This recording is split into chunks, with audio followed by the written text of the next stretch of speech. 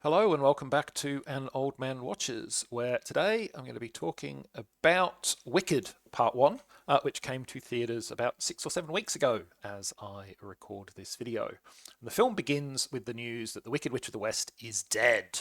All the realms of Oz are ablaze with celebration. The rejoicing is particularly ebullient in Munchkinland, where they have the added thrill of a visit from the much beloved Glinda the Good Witch. However, while the Munchkins cavort with pleasure, Glinda's personal participation in the festivities seems a little half-hearted. You see, Elphaba Throp, the notorious Wicked Witch, was once a friend of hers. Not that the two young women initially liked each other when they met at university. Glinda was blonde, beautiful, wealthy, popular, and a smidgen vacuous. Elphaba, meanwhile, was a prickly social outcast, ostracised even by her own father, or at least the man she believed to be her father, for her strange green skin.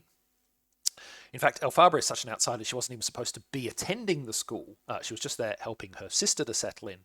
But an inadvertent display of her magical powers brought Elphaba unexpected admission and forced the two very different young women to become reluctant roommates.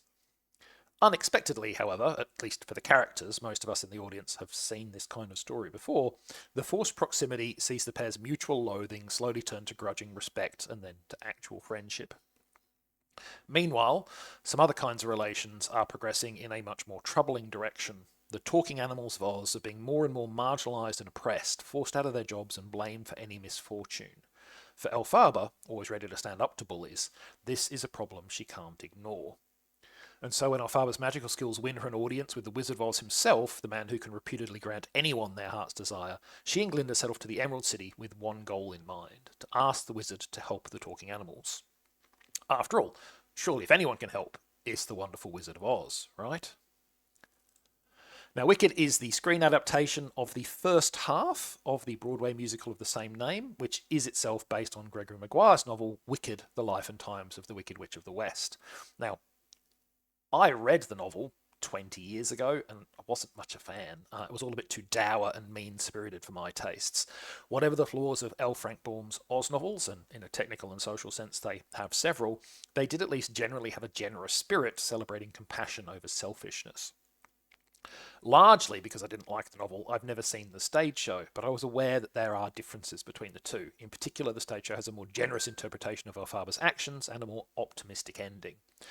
And so I decided to give the movie a try, and I certainly wasn't alone in making that decision, as this is now the highest grossing cinematic adaptation of a stage musical ever, surpassing previous title holder Mamma Mia, though have to admit the ABBA themed film cost a lot less to make and is still ahead if one takes inflation into account.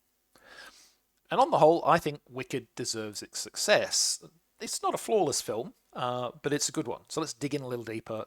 Some of my main takeaways after I left the cinema. The first thing I noticed is that filmmakers have enthusiastically and effectively embraced the advantages they gain from being a cinematic production rather than a stage show. Like I said, I haven't seen the stage show of Wicked, but I have seen plenty of musical theatre, and I know that even the most opulent and extravagant stage production is necessarily constrained by physical reality. Everything it does has to fit on the limited area provided by the stage itself. It can only feature as many costume changes and special effects as can be reliably completed in real time. And elements like talking animals are going to have to be done either as costumes or puppets, both of which require the audience to suspend their disbelief fairly vigorously. A movie these days has no such constraints. You want massive cliffs or a huge city? We got them. Or a scene with 50 or 60 extras all dancing away in an extravagant variety of costumes? No problem. Intricate choreography that you wouldn't risk if you had to do it live? Let's do it. Lots of incidental elements involving talking animals? Well, we got all the CGI you could ever want. Now, there's always a risk that this cinematic scale could be empty extravagance, but I don't feel that that's the case here. It all feels purposeful and intentional to me. As a simple example, when Elphaba gets the invite to join the school and sees a world of new opportunity suddenly appear for her, she literally strides out into a wide open vista. That's not a subtle thematic link, but it's a clear one. So yeah, I very much enjoyed the visuals of the film, both for their thematic coherence, but also for their strong use of colour and their clear alignment to the narrative. I was, on the other hand, a little underwhelmed by the musical elements, with the one exception of Defying Gravity, which genuinely is a banger of a track. Few of the other songs made much impression on me. And I want to be clear that this is not, in my opinion, the fault of the main cast members. Both Cynthia Erivo and Ariana Grande are talented singers with good voices. They're also good actors.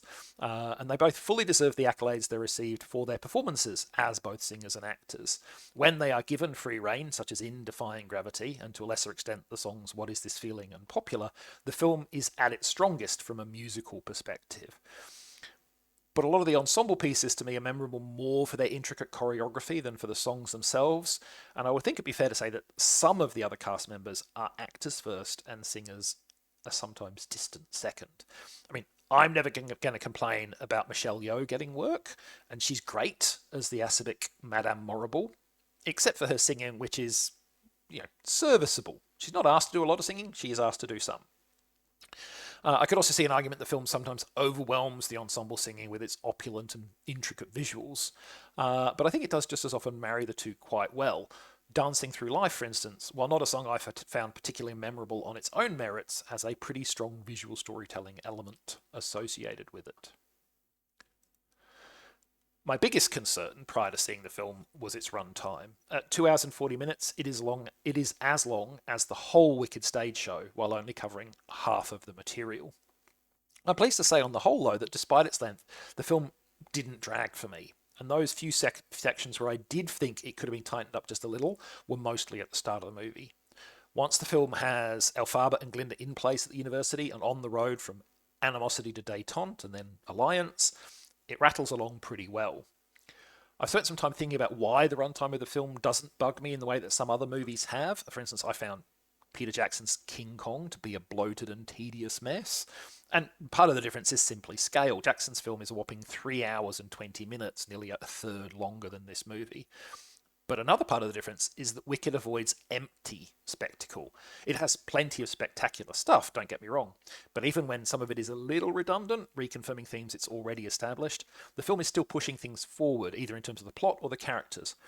There's nothing like the interminable Kong versus T-Rex fight from the Peter Jackson movie, which just goes on and on and on, well after its simple narrative purpose, which is to establish that Kong is really tough, has been well and truly established.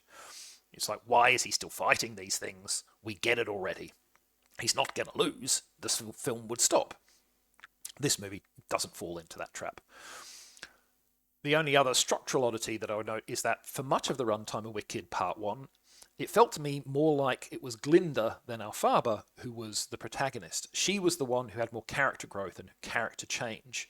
Elphaba comes to the story pretty much fully formed as a person, and it's only her knowledge that changes, not her perspective. Now, I do think that it does feel like Elphaba moves to occupy centre stage at the end of the film, giving the movie a strong finale, but for a lot of the film I was like, this feels more like Glinda's story. Still, I'm glad I went to see this one. I will definitely go to see the second half when it hits cinemas in November this year. Next time, it's rarely a good sign when a movie has a whole bunch of different titles, but while it is far from great art, the low-budget 2013 fantasy film Saga, Curse of the Shadow, aka Dragonlore, Curse of the Shadow, aka Rise of the Shadow Warrior, aka a bunch of other things, is not as bad as its multiple titles would suggest. I'll take a look at both the good and the bad in my next video. That is next time. Until then, thanks for watching. I hope you enjoyed it, and if you've seen Wicked, either the stage show or the movie or both, let me know what you thought of it.